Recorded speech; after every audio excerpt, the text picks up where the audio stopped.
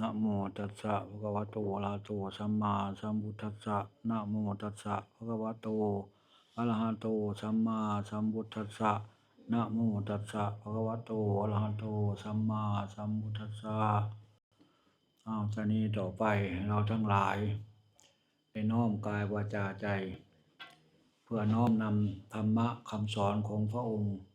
ศาสดามาเป็นเครื่องปฏิบัติท่านเราทั้งหลายมาวันนี้ก็คือกำไรชีวิตได้มาทำบุญทำกุศลได้มารักษากายวาจาใจของเราได้ทำหน้าที่ชาวพุทธศาสนามอบให้เราบริษัททั้งสี่ดูแลพุทธศาสนาเป็นอุบาสกอุบาสิกาภิกษุสามเณรท่านเราทำหน้าที่เราแล้วตั้งแต่ไหว้พระสวดมนต์กล่าวคำสรรเสริญพุทธคุณธรรมคุณสังฆคุณเราก็น้อมนำเข้ามาในใจของเรานี่โยนิโสก็น้อมเข้ามาเมื่อเรามาวัดคือวัดละวัดกายวาจาใจเรานี่วัจนะคือคำสอนพระพุทธเจ้า2 วัดที่เราจ้องไปแต่เราขยันไปวัดเดียวคือวัดโดเด็กวัดเม็ดวัดฟุตวัดศอกวัดหลาพระกุฏิศาลาวิหารแล้วก็มาคุยกันไปวันนั่นกับแพงยาวเท่านั้นไปวันนั่นสุประตูกว้างของนี่มาคุยกันนั้นวัดโดเด็กมันก็ปั้นได้แต่แค่ไปวัดมันจะไม่ถึงวัดถ้าถึงวัดมันต้องไปอีก2 วัดคือวัดละกับวัจนะวัดละคือวัดกายวาจาใจเรานี่เรามานั่งอยู่นี่เราโกรธใครไหมเราเกิดอยากได้ของใครไหมอยากลักขโมยใครไหมจิตใจเราเป็นอะไรคนเรานี่ทุกข์กับความคิดไม่คิดเลยได้ไหมไม่ได้แต่เราต้องทันมันคิดในสิ่งที่มันดีวางหัวลงหมอนให้หลับสนิทไม่ใช่ครึ่งหลับครึ่งตื่นกินข้าวแซ่บนอนบ่หลับกินให้หยังกินข้าวแซ่บมันต้องนอนรับคนเฮามันถูกในความคิดคิดไปหั่นคิดไปนี่มื้อนึงมันคิดจักอย่างท่านสำรวจตรวจเบิ่งแต่ละมื้อเช้าอารมณ์เฮาเป็นจังไดสายอารมณ์เฮาเป็นจังไดแลงมาเป็นจังไดมันเบิกบานหรือมันผ่องใสมันสงบหรือมันเย็นมันเบาบางบ่นั้นบุญทุกคนก็มาเอาบุญคือหยังความดีความเจริญในใจเฮานี่บุญมันอยู่ในแม่น้ำมหาสมุทรอยู่ในกายวาจาใจเฮาหมดพุทธเจ้าก็สอนกายวาจาใจกายให้รักษาศีลใจรักษาสมาธินี่ข้อปฏิบัติท่านจะไปหาบ่อนอื่นหาในกายวาจาใจเฮานั่นกายเฮาคือหยังศีลคือก้อนหินศีละคือก้อนหินศีล5นั่นศีล5แขน2ขา2ศีรษะ1ศีล5รักษาแขนขาเจ้าของสมบูรณ์บ่ถ้าบ่สมบูรณ์มันก็แขนขาดขาขาดมันสมบูรณ์บ่คนท่านก็ว่าคนเอาแค่คนอย่างเดียวคนคือเอาทัพพีเขาล้นหม้อแกงนี่ถ้าคนเป็นปากบ่ล้นก้นบ่รั่วคนบ่เป็นปากล้นก้นรั่วมันก็เชือกออกทัพพีบ่ว่าก้นหม้อไฟไหม้หม้อพุ่นแค่คนอย่างเดียวได้อย่าเพิ่งไปมนุษย์คนมันก็ล้นปนเป๋คำจำกัดความคนคือมันยุ่งถ้าบ่ยุ่งบ่แม่นคนมันก็ล้นถ้าคนเป็นปากบ่ล้นก้นบ่รั่วคนบ่เป็นปากล้นก้นรั่วเพื่อออกโลดนี่บ่แค่คนอย่างเดียวได้นั่นฉะนั้นเราเป็นพ่อเป็นแม่เป็นครอบเป็นครัวคือกันลูกเราเลี้ยงได้แค่ร่างกายพ่อแม่ไปทุกข์นำลูกเพราะหยังมันบ่ได้คือใจกูเนาะผวาเลี้ยงได้แค่ร่างกายเขาใจเขาเลี้ยงบ่ได้จบอย่าไปทุกข์นำเขาอย่าไปทุกข์นำเขาอันนี้ไปทุกข์นำเขาเอาไปมาก็แบกไว้แล้วบัดนี้พ่อแม่ไปทุกข์นำลูกเพราะหยังย้านลูกทุกข์ย้านลูกลำบากไปคันอาสาเฮ็ดแทนหมดทุกอย่างมันมาคิดนำเฮาบ่พ่อแม่เกี่ยวข้าวกลางแดดอยู่ทุ่งพู้นลูกมันขี่มอเตอร์ไซค์เลาะกลางบ้านมันเป็นไดบัดนี้มันเป็นไดคิดฮอดมันบ่แพงมันบ่เราเลี้ยงได้แค่ร่างกายเขาใจเขาเลี้ยงบ่ได้ดอกปล่อยเขานั่งเบิ่งเขาจะบ่ได้ไปสาปแช่งบ่ได้ไปปล่อยไปด่าเขานั่งเบิ่งพิจารณาสัพเพสัตตาเนาะสู่สัตว์โลกเนาะจบแล้วหายใจในหูดังเจ้าของหายใจแทนไผได้บ่มีหายใจได้หูดังเจ้าของนี่เฮาทุกคนมีเวลา3เวลากินข้าวก็3มื้อเวลาก็มี3เวลาคือกันหมดเวลาหยังเวลาแก่เวลาเฒ่ามานี่เวลาเจ็บเวลาตายผู้ใดเจ็บแทนไผผู้ใดแก่แทนไผเฒ่าแทนบ่มีเว เวลาทุกคนมี3เวลาเวลาเฒ่ามาเป็นอันใดไปก็ยากมาก็ยากลุกโอยนั่งก็โอยเวลาเจ็บมาบ่ต้องถามมีผู้ใดเจ็บแทนบ่มีดอกเวลาตายแฮงคักมีผู้ใดตายแทนกันบ่มีท่านเป็นมีชีวิตอยู่นี่ทำให้เจ้าของบ่ต้องท่าผู้นั้นผู้นี้เฮ็ดให้บ่ต้องหาผู้ใดแจกข้าวหาบ่มีทำด้วยตัวเจ้าของนี่มาวัดได้ก็มาพอมาได้นี่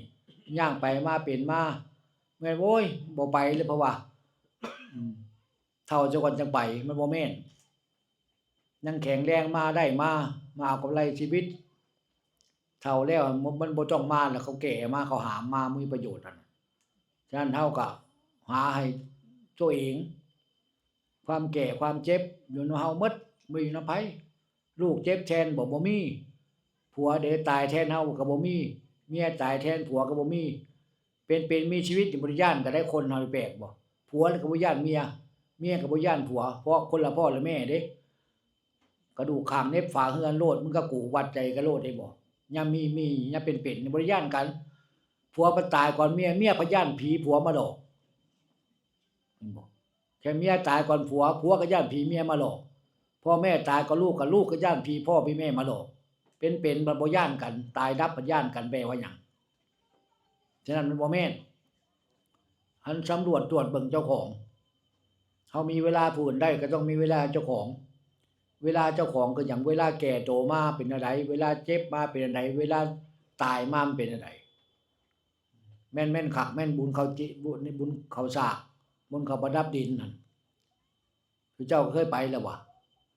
ปูใบตองลงเทลงแกงหน่อไม้เทลงแกงไก่เทลงข้าวละช่องในใบตองนั่นมันผู้ใดสิไปกิน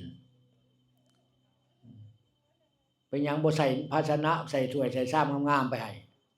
บ่มีน้ำตายคือกันหยัดลงหีบลงอันนี้ก็ผ้าห่มลาวอันนี้ก็ผ้าเช็ดตัวลาวอันนี้ก็เสื้อลาวเป็นหยังบ่หาให้เราใช้บ่เป็นดอกแนวกินก็เรากินบ่เป็นดอกยามแต่งพระเวทมันคือแนวแซ่บๆแท้หยัดลงไปจนวันฝาโลงก็ปิดบ่ลงหยัดใส่จนแน่นไปฮอดเตาเมนดดซับเปลือลากหมอนออกหัวโปกฟาดเมื่อยฟาดโลงตายรอบ2พุ่นเห็นบ่เป็นไปอย่างบ่เฮ็ดให้เราใช้บ่เป็นดอกแปลว่าหยังเรากินบ่เป็นดอกแปลว่าหยังเป็นก็ให้กันดีกว่าแม่เอ้ยพ่อเอ้ยนี่เสื้องามๆสิ่งงามๆเด้อแนวใดแซ่บลูกเจ้าไปหามาให้มันก็จบแล้ววะตายแล้วไปเคาะกระโหลกบ่อย่างเฮือนตายเฮือนดีคือกันเอาข้าวใส่ชามมาถ้วยนึงเงินเหรียญ5เสียบใส่ถ้วยข้าวมากินมาทานเด้อไปขอหีบขอโลงยามมันลุกเมื่อมันเลี้ยวเข้าครัวพุ่นเอาเนื้อหมู2พูดพุ่นมันแปลว่าหยังลงทุน5 บาทมันคือเป็นเท่าไหร่เดี๋ยวนี้มันบ่งานชบมันงานกินเลี้ยงปี2ปีมันได้แปลกประหลาดเอาผีไปทิ่มปลาซ่ายังบ่ทันได้ฝ่าเผาซ้ำกลับมาเจ้าภาพต้องตั้งโต๊ะเลี้ยงอาหารบ่ตั้งโต๊ะมันก็ด่ามันบ่สปอร์ตคือผู้ตายลูกหลานมันขี้ที่แปลว่าหยังบัดนี้เฮือนเลาะข้างบ่ต้องนึ่งข้าวเที่ยวมากินเฮือนชบนั่นมันบ่ตายดับบ่บัดนี้ผงชูรสปลาแดกอยู่ไสน้ำปลาอยู่ไสมันแปลว่าหยังเป็นหยังบ่เฮ็ดให้กันเป็นบ่ทำให้กันแล้วก็มาพิษกันลูกนี่พิษกันเลยแหละเก็บกระดูกมื้ออื่นอีใดได้มูลหลายเป็นเจ้าภาพเฮ็ดเขาแจกข้าวหาลาวผู้ใดได้มูลหลายแจกข้าวผู้ใดบ่ได้มูลบ่ได้แจกแล้วประชุมกันญาติพี่น้องพิษเดียวล่ะการบ่ได้มาดุได้กันอยู่ไกลผู้ใดอยู่ใกล้กันเฮ็ดเอาแล้วเพราะว่าเห็นบ่แปลว่าหยังบัดนี้มันนิ่งกันแล้วพิษกันแล้วผู้ใดมูลหลายก็เฮ็ดเอาผู้ใดได้มูลหลายก็เฮ็ดเอาเด้อกูบ่ได้หยังกูบ่ได้มานำแหละเพราะว่าพิษกันแล้วบัดนี้แปลว่าหยังบัดนี้ฉะนั้นพิจารณาเบิ่งนี่คือความจริงที่เกิดขึ้นท่านเราสำรวจตรวจเบิ่งอย่างเฮามาวัดคือกันวัดจิตวัดใจเฮามานั่งอยู่อยากให้ไผอยากรักของไผอยากฆ่าไผบ่มีเพราะศีล5นี่คือปกติศีลคือความปกติปานากับบาปอทินนากาเมมุสาบาปเบิดเป็นโทษเบิดบ่มีหยังเป็นคุณเป็นประโยชน์ไปฆ่าเขาพอใจบ่เขามาฆ่าเฮายอมบ่ซั่น เฮาไปยืนด่าเขาเขายอมเมาบ่เฮาไปลักของเขานี่เขาพอใจบ่ฉะนั้นก็อย่าไปเบียดเบียนกันเบียดเบียนเขาเขาก็บ่มักเบียดเบียนเฮาก็ต้องเบิ่งไม่เบียดเบียนตนและผู้อื่นมันบ่เบียดเบียนตนเจ้าของมันก็บ่ไปเบียดเบียนผู้อื่นเดี๋ยวนี้มันเบียดเบียนเจ้าของแล้วก็ลามไปเบียดเบียนผู้อื่นละเมิดสิทธิ์กันคุมื้อเฮ็ดงานบุญในเฮือนนี่โอ้ยเครื่องขยายมีจักรวรรดิเปิดเต็มที่คนข้างเฮือนออกมาจากโรงพยาบาลมาพักฟื้นตายซ้ำเฮือนนี่เฮ็ดบุญคืนเฮือนใหม่มื้อมาให้เงินศพแปลว่าหยังออกมาจากโรงพยาบาลมานอนพักฟื้นนอนก็บ่หลับหัวตกหมอนเครื่องขยายมันดังโพดตายดับเสียมเห็นบ่แปลว่าหยังบัดนี้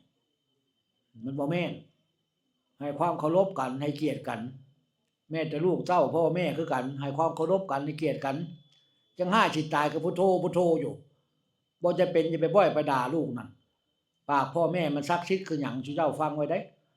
จังห้าสิตายก็พุทโธพุทโธไว้อันนี้บ่ได้แล้ว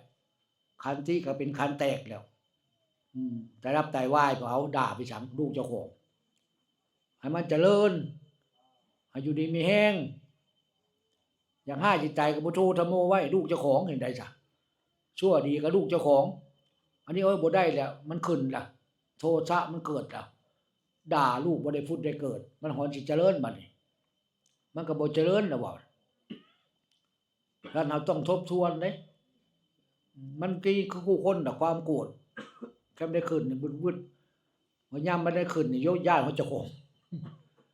อีหลีบทมันดีจนตกใจบ่ได้บทมันหายดิโยสิเจ้าไปยืนเบิ่งหน้ากระจกกว่าช็อกตายพุ่นยามมันสูญขึ้นมาเบิ่งได้บ่หยักหูมันอยู่ในเฮานี่หมดท่านเบิ่งใจเจ้าของแต่ละมื้อเบิ่งมันมื้อเช้าอารมณ์มันเป็นจังไดสายมาอารมณ์มันเป็นจังไดบ่ายมาอารมณ์มันเป็นจังไดปุถุชนผู้มีจิตปรุงแต่งตลอดเวลามันปรุงเรื่องนั้นมันแต่งเรื่องนี้แต่ละมื้อน่ะโอ้ยบ่แม่นโยกบทมันปรุงมันแต่งก็เอากับมันกว่าพึบเพิ่นจักว่าใจร้ายเป็นผีใจดีเป็นพระโบราณเพิ่นบอกใจร้ายเป็นผีใจดีเป็นพระใจเฮาหั่นล่ะไม่อย่างอื่นใจคนเฮานี่บทมันร้ายขึ้นมาก็เป็นยักษ์เป็นโขบ่บทมันดีก็โธ่มันแม่นหยังเพราะว่าท่านสำรวจตรวจเบิ่งค่ำมาเบิ่งมันหัวปุงลงหมอนรับบ่รับสนิทบ่ไหว้พระอยู่บ่กราบอยู่บ่ไหว้อยู่บ่จูเจ้าสำรวจตรวจเบิ่งได้เฮาเป็นชาวพุทธค่ำมาแรงมาก่อนสิปงหัวบงลงหมอนก็กราบพุทโธธัมโมสังโฆระลึกถึงพระพุทธพระธรรมพระสงฆ์เจ้าบ่กราบเบิ่งในตารางเงินเจ้ามันหยังควายนอนอยู่ตารางเจ้าสังเกตบ่ยามมันสินอน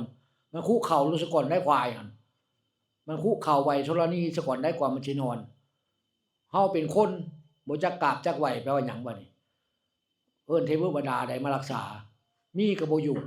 มีแต่เพศแต่ผีมาอยู่ในเฮาหั่นนั่นก็ค่ำมาแรงมาก็กราบไหว้ซะก่อนแต่สมัยคุมื้อนี่มันบ่มีเพราะหยังเด็กน้อยรุ่นใหม่เกิดใหม่บ่จักคำว่าคลัมท่านเจ้านั่งฟังนี่เจ้าสั่นหมดอะคลัมมันหยังคลัมข้อเว้นข้อห้ามเป็นข้อดีหมดเดี๋ยวนี้บ่มีไม่แก่กายเบ็ดให้แก่กายแกงมันฟังไผบ่มีจะเก่าก็ว่าห้ามก็คือห้ามคลัมคือคลัมเจียมผีจังเฒ่าเจียมเจ้าจังยืนโบราณบอกเดี๋ยวนี้บ่ได้เจียมกันหยังเห็นพ่อเห็นแม่ก็จักอยู่ไสแก่ใดบ่จักตายรับแล้วบ่เกิน3มื้อมันลืมแล้วมันห้องมันให้มันย้านเจ้าฟื้นมันย้านพ่อแม่ฟื้นมาเพิ่นจะมาเขียนพินัยกรรมใหม่เข้าใจบ่มาแบ่งให้แบ่งหน้ากันใหม่มันห้องมันให้มันบ่ได้เสียใจย้านเจ้าตายเจ้าฟื้นมาแล้วเป็นเรื่องแล้วมาแบ่งให้แบ่งหน้ากันใหม่เห็นบ่มันพิจารณาเบิ่งรายละเอียดแต่ละอย่างมีไผเฮ็ดแล้วดีเฮาชั่วขึ้นน้ำตัวเฮานี่เบิดน้ำตัวเฮานี่เบิดเฮามีศีลมีธรรมมีภูมิคุ้มกันเนาะฮู้จักบาปฮู้จักบุญฮู้จักเว้นฮู้จักละอันใดบ่ดีก็อย่าเข้ามาใส่ร่างกายอันใดบ่ดีก็อย่าเข้ามาพักมันออกไปคือความคิดเท่านั้นให้มันเกิดกุศลจิต อะไรมันเป็นบาปกุศลอกุศลอย่างเข้ามามันคิดได้เบิดแหละถามมนุษย์มันคิดได้100อย่างมันเป็นนับจักอย่างบ่เป็นนับอย่างโลกออกไปคิดได้เงินหมื่นเงินแสนบ่เฮ็ดมันสิได้บ่มันบ่แม่นเฮ็ดนำบ่บักมันก็ยังได้แน่บ่ได้แน่คือเอาค้าขายเนี่ยการค้าการขายก็เว้ามันม่วนขอบคุณค่าขอบคุณครับยิ้มแย้มแจ่มใสอันนี้ผัดบ่ยิ้มบ่แย้มเว้าก็บ่ม่วนไผฮอนสิมาซื้อเบิ่งในร้านผัดแมวกวักจนถ่านเมิดพุ่นผัดแม่ค้าผัดหน้าบูดอยู่ไผสิอยากมาซื้อนำเจ้าเห็นบ่มันบ่แม่นอยู่นำปากเขานี่มีเสน่ห์ความเว้าความปากขอบคุณค่าขอบคุณครับมันก็อยู่นำวาจาเฮานั่นแหละเพิ่นยังบอกให้รักษากายวาจาใจกายร่างกายเฮานี่ใจความคิดความรู้สึกเฮาน่ะวาจาคำเว้าเฮานี่เว้าดีก็เป็นมงคลเว้าบ่ดีนี่ก็มันบ่แม่นเลยบ่เป็นมงคลมันเป็นบาปเป็นความทุกข์เลยแหละฉะนั้นให้เราพิจารณารายละเอียดแต่ละมื้อแต่ละอย่างได้เกิดมาแล้วบ่แม่นง่ายเด้อเจ้าเอ้ยเป็นบุญแท้ๆได้ได้เกิดมา32อย่างครบเบิดได้พระพุทธศาสนาแฮ่งได้บุญคักแฮ่งได้กุศล1ในล้าน1ในร้อยเกิดมามี32อย่างบ่ได้พิกลพิการเกิดมาได้พบพุทธศาสนาได้เข้าวัดได้ฟังธรรมได้ถวายทานบุญส่ำใดนั่น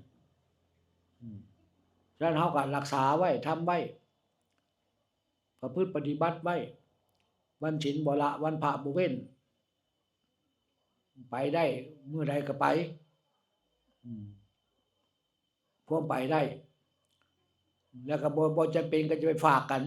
โอ้ยฝากไปแน่เพราะว่ามันบ่แม่นเด้ไผกินไผอิ่มเด้อเจ้าเอ้ยฝากกันไปแน่เพราะว่าก็บ่ได้ไปแล้วเพราะว่า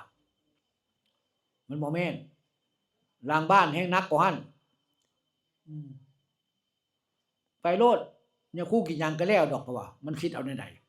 สุเจ้าบ่อายปากบ่อย่าคู่กินหยังก็แล้วดอกเอาอย่าคู่กับคนล่ะวะนี่อยากถามคืนอยู่อย่าคู่กินหยังก็แล้วดอกบ่ยากดอกอย่าคู่หั่นบะมันอยากถามคืนเด้อย่าคู่บ่เป็นคนบ่สุเจ้าไปซะฉันบ่ได้ไปล่ะอย่าไปยากนำเพิ่นกินหยังก็แล้วดอกมันก็บ่แม่นล่ะวะเอาอย่าคู่มาโพดไว้ในวัดบ่อย่าคู่กับคนเขาบ่ได้ไปถามอยู่ถามอยากเราก็คิดในหลักความจริงอันนี้โอ๊ยไปซะเขาก็บ่ได้ไปแล้วฝากไปแน่มันก็บ่แม่นล่ะวะก็ต้องเบิ่งแยงนำกันบุญเกิดจากหยังเกิดจากการกระทำของเฮานี่ก่อนเฮาสิทำเฮาคิดจังได๋ในขณะที่ทำเฮ็ดจังได๋หลังจากทำแล้วเป็นจังได๋ก่อนเฮาสิใส่บาตรเฮาคิดจังได๋ในขณะจับของหย่อนลงในบาตรใจเฮาเป็นจังได๋เบิกบานบ่หลังจากยาคูให้พรเสร็จกลับมาเฮือนใจเบิกบานได้เลยแต่บุญน่ะกลับมาเฮือนมาเบิ่งทีวีอ่านหนังสือพิมพ์เห็นข่าวพระสงฆ์บ่เรียบร้อยโอ้เสียดายกูสิใส่บาตรแล้วมันกินได้บ่วะบ่ได้ฮอดบุญบ่ได้ฮอดบุญทานมันก็บ่ได้มันบ่สละน้ำก็หยาดไปแล้วเพราะยังอะไรอาวรณ์ยังคะนิ่งอยู่สิได้อยู่บ่เพราะว่าสิใช้อยู่บ่เพราะว่ามันบ่แม่นวะให้ไปแล้วจบให้ไปแล้วจบใจมันเป็นบุญน่ะใจมันเบิกบานดอกนี่การเฮ็ดบุญการทำทานอย่าไปห่วงอาทรอย่าไปเสียดายว่ามันได้อยู่บ่เพราะเอาทาน5บ่ได้10บ่ทาน10บ่ได้100บ่มันก็บ่มีแล้ววะทานไปแล้วอะไรมาคือเก่าห้ามทานเด็ดขาดผู้ใดไปเว้านั่นห้ามเว้าสาธุสาธุผู้ทานทานไปแล้วอะไรมาคือเก่าโยปานนั้นมันก็บ่แม่นแล้ววะถ้าไปแล้วอะไรมาคือเก่าพระท่านหาพิสังการให้การสละกระจัดความตนีความหมายเนี่ยอันนี้เพิ่นยังคะนิ่งอยู่ให้5ไปหวัง10ให้10ไปหวัง100มันก็บ่แม่นแล้ววะก็บ่แม่นเฮาเฮ็ดหยังต้องถามซะก่อนสติปัญญาเฮามีพิจารณาซะก่อนการเสียสละนี่เฮาเต็มใจบ่บริสุทธิ์ใจบ่พอใจบ่ฉันทะความพอใจวิริยะความเพียรจิตตะจดจ่อวิมังสาประเมินออกมาทานไปแล้วนี่ ใจเฮาเบิกบานบ่ใจเฮาสงบบ่มันก็ตรงนี้มันก็อยู่นำเฮาแหละไผบังคับเฮาได้เฮาบังคับตัวเฮาพี่บังคับใจเฮาพี่เสียสละแบ่งปันบ่เห็นเพื่อนมนุษย์เกิดแก่เจ็บตายนำเดียวบ่เหมือนแต่ญาติพี่น้องเฮาคนอื่นคือกันเป็นเพื่อนมนุษย์เพื่อนร่วมโลกมีเมตตาต่อสัตว์โลกสงสารเอ็นดูแบ่งปันจบต้องมองว่าเขาก็หมู่เฮานี่ล่ะเพื่อนร่วมโลกเขาล่ะอย่าไปสั่งเขาเจ้าไปสั่งไผเลิกแต่มื้อนี้โอ้ยสั่งมันอีนี่ปานนั้นมันสิตายสั่งมันบักนี่ปานนั้นมันสิตายโตมันสิตายก่อนเขาเป็นหยังความดันขึ้นสั่งเขาไปเที่ยวบางแสนภรรยาชายทะเลโตบ่นอนกลางหน้าผากความดันขึ้นสิตายห้ามไปสั่งสิตายก็พุทโธไว้ปานนั้นมันสิตายอีนี่ปานนั้นมันสิตายบักอันนี้โตมันสิตายก่อนเขาความดันขึ้นมันบ่แม่นขาดทุนดอนอย่าไปสั่งเขาไปสั่งเขามาให้กับข้าวเฮากินบ่เขามาใช้หนี้ช่วยเฮาบ่แม่นห้ามไปสั่งเห็นก็สาธุสัพเพสัตตาเห็นมันย่างผ่านหน้าไปก็สาธุมันมายืนเย็กสินด่าหน้าเงินขอบคุณค่ะเว้าเป็นบ่ขอบคุณนะคะเอามันกั้นใจตายเมื่อพุ่นอย่าไปให้เขามึงด่ากูบ่ว่าบ่แม่นอย่าไปขึ้นใส่กันฮ้อนกับฮ้อนมันก็พ้นแต่ว่าเห็นมันด่าต่อหน้าก็ขอบคุณนะคะขอบคุณค่ะโอ้ยมันฮอดบ่เว้าอีกมันฮอดบ่เว้าขอบคุณนะคะที่มาให้ปัญญาที่มาให้สติจบมันให้เพื่อนพูดอีหลีอันนี้บัดโอ้ยมึงมาด่ากูอีนี่บ่ว่ากูช่างมึงบ่ว่าโตมันสิตายก่อนเขามานี่บ่แม่นอีหลีอย่าไปช่างไผฝึกไว้แล้วอย่าไปแพงไผอย่าไปหักไผหลายหักลูกนี่เขาโอ้ยสิตายแทนมันยามมันตอบมาดิคุณพ่อคุณแม่ไม่ต้องมาห่วงหนูโตแล้วเจ้าบ่กั้นใจตายบ่หึเจ้าบ่กั้นใจบ่คุณพ่อคุณแม่ไม่ต้องมาห่วงผมโตแล้วคุณพ่อคุณแม่ไม่ต้องมาห่วงหนูโตแล้วมันเว้าตอนนั้นเป็นหยังบ่เว้าตอนเกิดพุ่นเอาขี้เถ้ายัดปากมันตายจ้ะอีหลีโตพัดเขาตอบมาบ่กั้นใจตายบ่แล้วมันก็โวยวายลูกน่ะพ่อแม่ไม่เข้าใจหนูพ่อแม่ไม่เข้าใจผมคุณพ่อคุณแม่ไม่เห็นใจหนูคุณพ่อคุณแม่ไม่เห็นใจผมถามมันคืนเนี่ยก็ไม่เห็นใจมันแหละบอกถามมันคืนเนี่ยไม่เห็นใจมันแหละบอกมันเข้าใจมันบอกมันจะคือไปถามผู้นั้นผู้นี้แท้จับแขนมันนั่งถามมึงถามกูว่ามึงกูบ่เข้าใจมึงบอกถามมันมึงเข้าใจมึงจำได้มึงถามพ่อแม่ว่าบ่ไม่เห็นใจมึงเห็นใจมึงจำได้ถามมันคืนดุเอามันหน้าหงายเมื่อพุ่นฉันเลี้ยงลูกเลี้ยงได้แค่ร่างกายเขาใจเขาเลี้ยงบ่ได้หรอกจะไปถูกแทนเขาสอนแล้วมันถูกสอนมันยากสอนมันลำบากเดี๋ยวนี้พัดญาติลูกญาติลำบากญาติลูกโฉกไปเทศแทนเบิดแทนหน้ากับไปไถเองดำหน้ากูไปดำเองญาติลูกลำบากญาติลูกถูกยามเป็นข้าวเปลือกมันเอาข้าวสารมากอกเอาใส่รถไปขายกินค่ำโตจะเวอยู่มึงเป็นตายดับบ่เกี่ยวข้าวอยู่กลางทุ่งแดดเป็นเปี้ยงพ่อแม่ลูกขี่มอเตอร์ไซค์เลาะกลางบ้านอยู่มันเฮาจะอ่อนช้อนอยู่เจ้ามันได้อ่อนช้อนได้หั่นมื้อเช้ามาแบมือขอคือเปรตขอส่วนบุญสักลากขอเงินอดบ่ได้ญาติลูกลำบากเน็บในหัวสิ่งก็ได้แกะเอาให้มันเอาไปขอ10ได้5มันก็เป็นสารมาขอเด้อีหลีครอบครัวคือกัน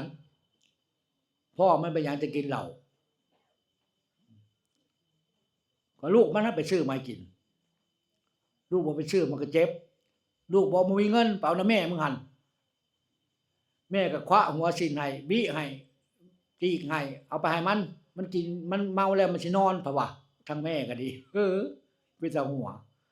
ก็ลูกมันไปซื้อพ่อมันไปซื้อเป็นบ่มันสิไปซื้อแล้วมันเมาอยู่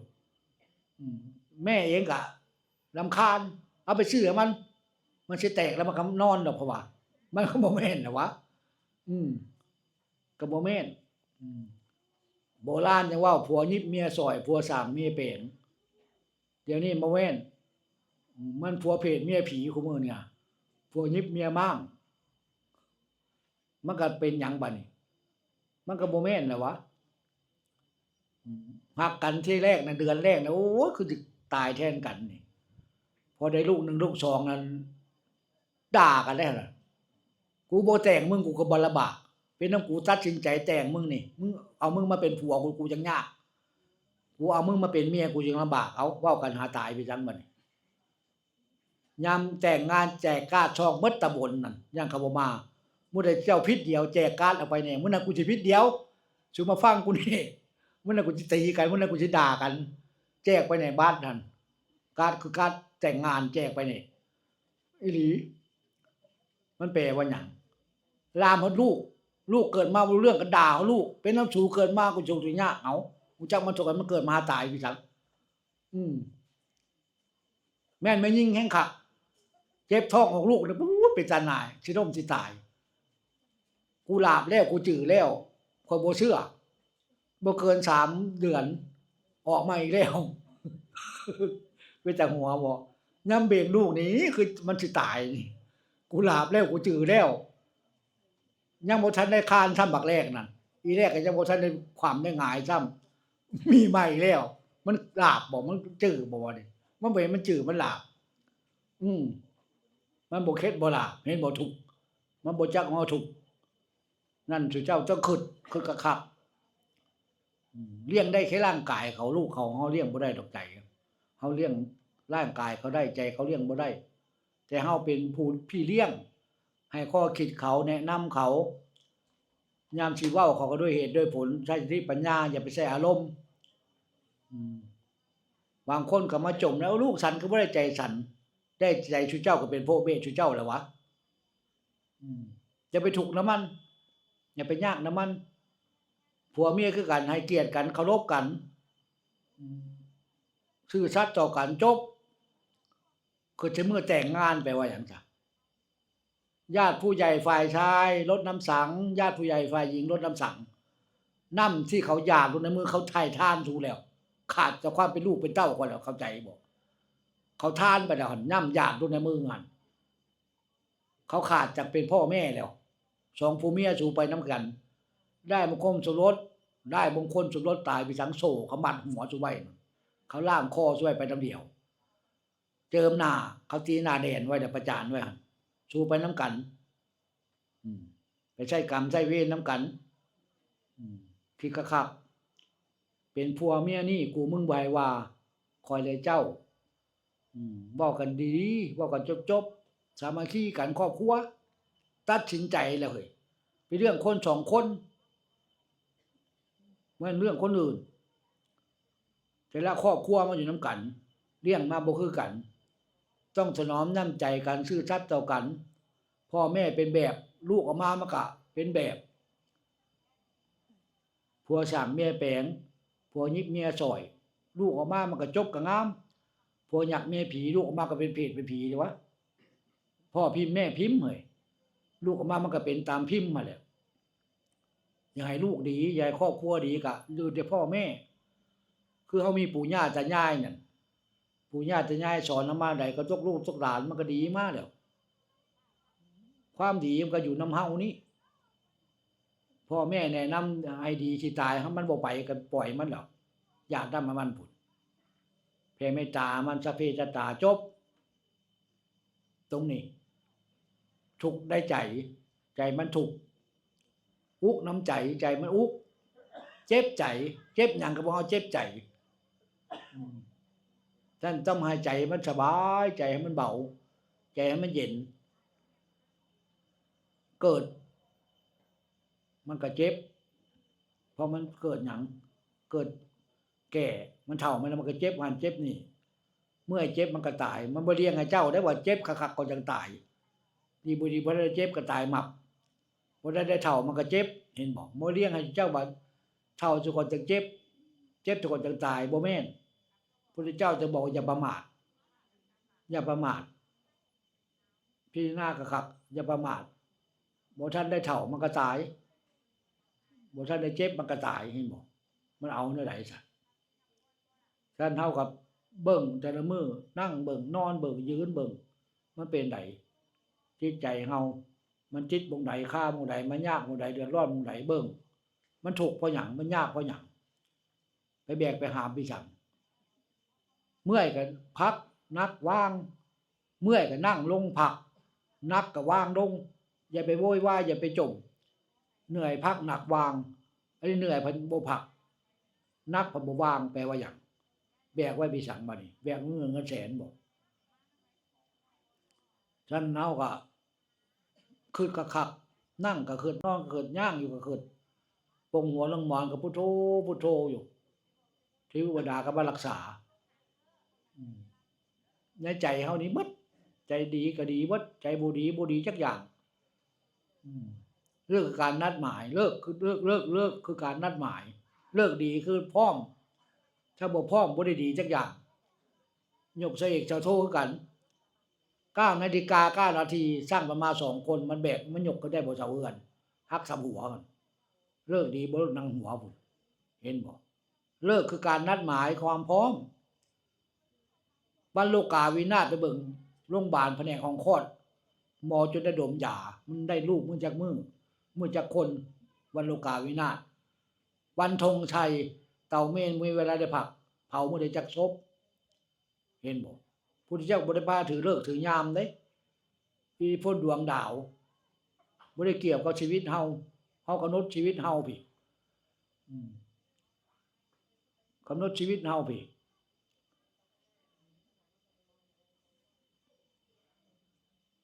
กำหนดในตัวเฮาพี่กำหนดในใจเฮานี่ใจดีบ่มื้อนี่คือใจบ่ดีมันบ่ดีเพราะหยังมันดีเพราะหยังตามันเห็นรูปกระทบปึ๊บมันเกิดหยังขึ้นหูได้ยินเสียงมันเกิดหยังขึ้นคือเอาฟังนี่ล่ะฟังเพลงม่วนมันแปลกประหลาดบ่คนโอ้ยอีนี่มันคือร้องม่วนแท้อยากเห็นหน้ามันได้เพราะว่าพอเห็นหน้ามันไปด่าเขาซ้ำโอ้ยอีเวรมึงหน้ามึงกับเสียงมึงคือบ่คือกันว่าเอ้าแปลว่าหยังแปลว่าปีศาจมันคนทำมันเป็นหยังไปเอาทุกข์เขามาใส่เจ้าของไปแบกเขามาใส่เจ้าของบ่แม่นเจ้าของก็บ่แฮงจักโดด10 ล้อไปเอาเขามาสิมันรถพ่วงพุ่นทุกข์นำสังขารมันก็บ่แฮงแล้วมันเจ็บมันป่วยทุกข์นำโรคนำภัยแฮงคักครบปีครบเดือนมาเช็คร่างกายตรวจสุขภาพประจำปีได้ข่าวว่าโรงพยาบาลนั้นสั่งเครื่องสแกนราคาหลาย10 ล้านย่างไปจกเจื้ออีหลี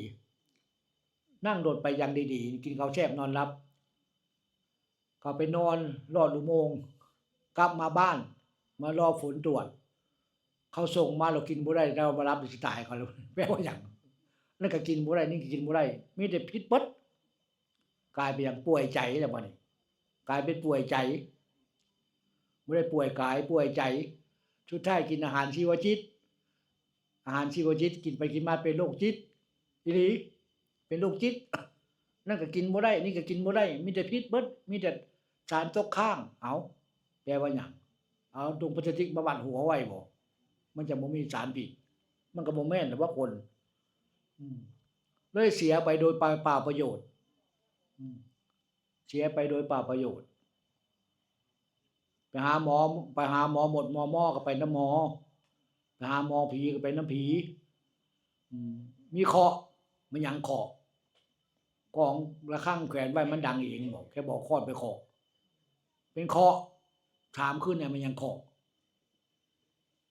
มันบ่ได้เกี่ยวโตเฮาเฮ็ดดีแล้วใจดีแล้วมันสิมีหยังใจบ่ดีมันคือไปเบิดเพราะหยังภูมิคุ้มกันมันบ่มีภูมิคุ้มกันมันบ่มีเกิดหยังเกิดวิตกจริตโรคอุปทานคนไทยนี่ป่วยใจหลายอีหลีไปหาจิตแพทย์ให้ยาม่านหมอก็ใช้ยาว่ากินก่อนกำมื้อนึงหมอก็ดี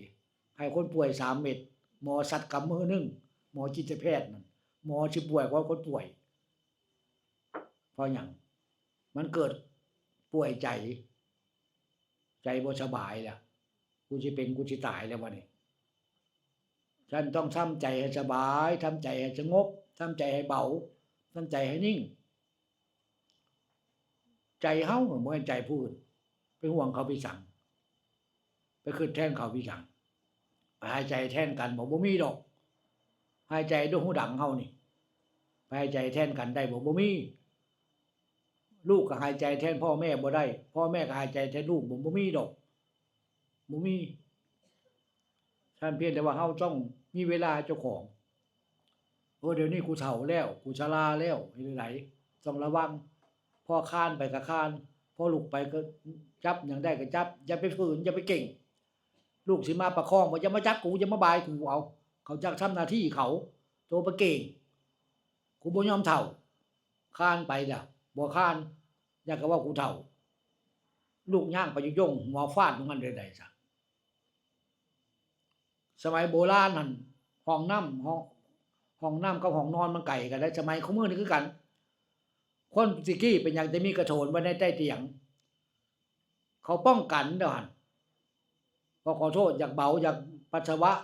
เงี้ยวลงในกระโถนมื้อเช้ามันจะไปเทคุมื้อบ่มีพื้นสังขารลุกไปห้องน้ำหน้ามืดตายดับเข้าห้องน้ำเป็นไดขาดทุนน่ะเห็นบ่คนโบราณเขาคิดปานนั้นเด้ป้องกันไว้หมดมีกระโถนไว้ใต้ตีนนั่นปวดปัสสาวะดึกมากะแจ้งใส่กระโถนมื้อเช้ามันจะไปเทคุมื้อบ่บืนตายไปห้องน้ำหน้ามืดห้องน้ำตายดับกว่าคนสิไปเห็นแปลว่าหยังเห็นบ่นั่นแหละประมาทท่านเฮาทั้งหลายอย่าได้ประมาทว่าอายุยังน้อยประมาทยังมีเวลาเวลามันก็มี3เวลาเวลาแก่เวลาเจ็บเวลาตายเป็นร้อยเงินมีเงินร้อยเงินพันเงินหมื่นเงินล้านก็ตามมี3เวลาคือกันหมดเศรษฐีร้อยล้านพันล้านก็มี3เวลาคือกันเวลาแก่เวลาเจ็บเวลาตายท่านจึงบอกอย่าประมาทยังบ่ได้ทันเฒ่าก็อย่าประมาทบ่ทันเจ็บก็อย่าประมาทอันตายบ่เว้าบทสุดท้ายนั่นก็ตั้งใจพิจารณากำไรชีวิตอันใดความดีความเจริญเฮ็ดเอาทำเอาอย่างเฮามามื้อนี้แล้วมีไผบังคับมาเด้นี่มาด้วยความเต็มใจมาด้วยความสมัครใจเฮามาได้ไม่มาเสียมาได้หยังได้ความสบายใจได้มาเปล่งวาจาบูชาพระรัตนตรัยนี่เป็นบุญเดี๋ยวนี้เต็มใจมาไผบังคับเฮามาได้บ่มีเพิ่นยังเว้าแคมชวนไปวัดดึงขาเต่าขาแลนโอ้ยบ่ไปแล้วเพราะว่าไปบ่วัดบ่ค่าหลานไปบ่ไปวัดไปเอาบุญโอ้ยบ่ไปแล้วเจ็บหัวเข่ามันคือเว้าไปนั่นยู่ล่อมาก็มากว่าคันค่าเวียกยามหมอลำมาไปแต่บ่าย3พุ่นมันแปลว่าหยังเป็นทนายบ่แปลว่าหยังเดี๋ยวครูไปสวดมนต์คือกันงานศพนี่อย่าสวดถึงได้อย่าครูเอ้ยลำซิ่งจ้างมาแพงอันนี้ก็ขวงขนาดอย่าครูสวดมนต์เติมอยู่เทิงเฮือนอยู่ป่ากล้วยเฉลาให้โลแตกบึ้มมันแปลว่าหยังแปลว่าหยังมันบ่แม่นศาสนาพิธีมันก็มีของมันบ่ย้านผีหลอกเขาบ่ว่าอย่าครูไปเฮือนมันเป็นหยังนิมนต์อย่าครูไปคือกันเอารถมาหับอย่างดีย้านบ่ไปแล้วงานรถมีจัดคนขับรถเมาป่วงอยู่ห่มมะขามพุ่นอย่าครูก็ย่างลัดกลางบ้านกลับวัดได้บ่แม่นเฮือนมาเห่าสั่นพันพื้นไปหาขโมยของพุ่นปะว่าอย่าครูกลางทางแล้วบัดนี้อีหลีถวายทานคือกันบ่ได้ภาษาบาลีว่าภาษาไทยเฮานี่ก็ได้เปิดหนังสืออ่านก็บ่ได้ผิดมันมีเรื่องเล่าได้ผัวชื่อแมวเมียชื่อนางมาผัวก็พาเมียลงไปถวายทานในวัดตั้งใจอย่างดีเด้อมื้อนี้บอกเมียเว้านำกูแล้วกูสิพาถวายทานทางผัวบอกทางเมียบอกทางผัวบอกผัวตั้งนะโมเสร็จจบบอกนางเมียเว้าบ่อนำหลังกูแล้วกูสิพาถวายทานผัวก็ตอกคดีมานี้นางเมียก็สุดเจ้าก็บอกแมวนี้ว่าผัวด่าเจ้าของว่าอีหมานี้เจ้าก็บอกแมวนี้เพราะว่า พิษเดียวพิษเดียวนั่นน่ะอืมผัวก็ว่าฟังขอเว้าแหน่อีหมานี้สัปริวารานี้อืมนางเมียทุกมึงด่ากูตอนนั้นกูบอกเจ้าบอกแมวนี้เป็นไหนวะนี่เจ้าบอกแมวนี้ผัวชื่อนะผัวชื่อนายแมวเอ้ยเมียชื่อนางม้าเอ้ยมันก็ผิดกันแล้ววะนี่เห็นบ่อืมฟังกูเว้าแหน่อีหมานี้สัปริวารานี้ยังบ่ฮอดสัปริวารานี้เจ้าก็บอกแมวนี้แปลว่าหยังวะนี่มันก็ผิดกันนะวะเห็นบ่มันก็บ่ได้เป็นเรื่องบุญแต่มันเป็นบาปแล้วนะผิดกันอืมนะโมใส่กับเจ้าเว้านำหลังเด้ออิมานิสัปปะริวารานิภิกขุสังคัสสะนางเมียก็ส่วนก็เลยเจ้าก็บอกแมวนี้มันก็ผิดกันนะวะบัดนี้มันก็บ่แม่นนะวะอืมเพราะความบ่รู้เรื่องความบ่เข้าใจอืมนั่นก็ต้องใช้ปัญญาศาสนาพุทธเป็นศาสนาแห่งปัญญาใช้ปัญญาพิจารณาความเชื่อขาดปัญญากลายเป็นงมงายเจ้าเอ้ยความเชื่อขาดปัญญากลายเป็นงมงายแท้ๆต้องมีปัญญากำกับพุทธเจ้าบ่ได้บังคับให้เฮาเชื่อไดศรัทธาความเชื่อปราศจากความเลื่อมใสต้องมีปัญญากำกับถ้าขาดปัญญานี่มืดแปดด้านหมดแล้วไปบ่เป็นเลยแล้วถ้าเฮาประพฤติปฏิบัติพิจารณารายละเอียดทั้งหมดมาวัดได้หยังกลับมาเฮือนได้หยังลูกหลานอยู่เฮือนมันก็ถามหิ้วกระตามาวัดได้หยังเป็นโตบุญบ่มันก็บ่มีแล้ววะมันช่องปิโตมีบ่โตบุญช่องกระตามีบ่บ่มีโตบุญคือโตเฮาหั่นน่ะใจเบิกบานใจสงบใจนิ่งนั่นแหละเป็นบุญหลานเขามาเอาบุญกลับเมื่อก็เป็นบุญเพราะใจมันเบิกบานบ่ได้เศร้าหมองตรงนี้สำคัญที่สุดท่านเฮาเป็นชาวพุทธต้องมีปัญญาต้องมีสติมีปัญญาพุทธเจ้าสอนให้เฮาประพฤติปฏิบัติหยังทำตามที่พุทธเจ้าทรงแนะนำงดเว้นที่พุทธเจ้าทรงห้ามสำคัญที่สุดได้พุทธเจ้าห้ามอย่าไปเฮ็ดได้พุทธเจ้าแนะนำเฮ็ดมันสิไปไสลำพังความคิดเฮามันก็คิดไปแต่ละมื้อแต่ละอย่างเอาพระปัญญาที่คุณพุทธเจ้ามาพิจารณามึงดูมันเกิดหยังขึ้นมีหยังขึ้นนั่นแหละหน้าที่ชาวพุทธเราก็ได้กำไรแล้วหั่นคือเฮามามื้อนี้แล้วมาเอาบุญใจเบิกบานบ่ใจสงบบ่หรือคือเฮือนบ่คนฮอดบ้านบ่ก็บ่แม่นล่ะวะก็มีเรื่องเล่าได้2เสี่ยวชวนไปฟังบุญพระเวทช่วงนี้ก็บุญพระเวทแต่ละบ้านน่ะชวนหมู่ไปพังบุญพระเวทหมู่นึงไปเจียมแห่สิลงหนองแล้วบ่ได้ไปละโตไปซะเพราะว่าไอ้โตไปนั่งอยู่หน้าสมาธิข้างสมาธิทางประเทศพระเวทระหว่างผู้ตึกแห่อยู่กลางหนองไผได้บุญเอาไปมาผู้ตึกแห่ได้บุญกว่าผู้นั่งข้างสมาธิเพราะเป็นหยังเทศพระเวทจบกันได้ลั่นค้องปุ้ยผู้อยู่กลางหนองพงแห่ลงนั่งย่อสาธุไอ้ผู้นั่งข้างธรรมาสพระคืนใส่หมู่อยู่หนองป่าพุ่นตีข้อมุ้ยมันได้ปากดุกหักเงี้ยงตุบเพราะว่าหักปากคอหักคอบกมันได้บุญบ่นี่ผู้นั่งข้างธรรมาสพระคืนใส่หมู่อยู่หนองป่าพุ่นคือใส่ปากคอปลาดุกเอาผู้อยู่หนองป่าปงแห่ลงมานั่งอย่างย่อสาธุเพราะว่าเอาไปว่าผู้อยู่หนองป่าได้บุญก้อนผู้ฟังเทศอยู่ข้างธรรมาสเห็นบ่นั่นคือเจตนาคือโจชี้คือเอามานี่แหละบุญก็ได้แล้วใจเฮาเบิกบานใจเฮาสงบใจเฮานิ่งอย่างง่ายไผจะฆ่าไผจะลักของไผบ่มีมันเบิกบานมันสงบน่ะนี่สำคัญตรงนี้ล่ะท่านก็ให้เราทั้งหลายได้นำไปปฏิบัติกายวาจาใจกายเฮาศีลใจเฮาคือหยังสมาธิความตั้งมั่นการทำสมาธิเป็นการลดการทำงานของใจเป็นการบริหารใจลดการทำงานมาลงคิดเบิดมือล่ะบ่คิดได้บ่ว่างหูต้องหมอนรับบ่รับสนิทบ่คิดมา100อย่างพันอย่างมันเป็นจักอย่างคือความคิดบ่เป็นโลกออกไปจบปงหัวลงหมอนรับกินข้าวแซ่บก็ต้องนอนรับเลยว่ะ กินข้าวแซ่บนอนบ่หลับไปกินอีหยังเฮาขาดอาหารใจกินแต่อาหารกายสรรหาเข้าไปเบิดอาหารกายอาหารใจยังบ่มีท่านธรรมะคืออาหารใจยาคือการพุทธโอสถรักษาเยียวยาทั้งหมดอย่าไปแสวงหาอาหารทางกายอาหารทางใจเฮาให้มันมีนี่คือกำไรชีวิตท่านก็สิ่งหนึ่งสิ่งใดก็ตาม เราได้ทำแล้วประพฤติแล้วก็เป็นกำไรเป็นทุนสะสมไปมื้อเล็กมื้อน้อยกับการทอผ้านี่ทอผ้าสอกเข้าทีละเส้นสุดท้ายความเพียรต่อเนื่องก็เป็นผืนผ้ามันอยู่ในผู้ทอเขาฮู้จักความเพียรวิริยะต่อเนื่องมันก็เป็นผืนผ้าตัวบ่ได้ไปจำไปทอดของเขาตัวไปจมปานใดสิเป็นผืนผ้าเอา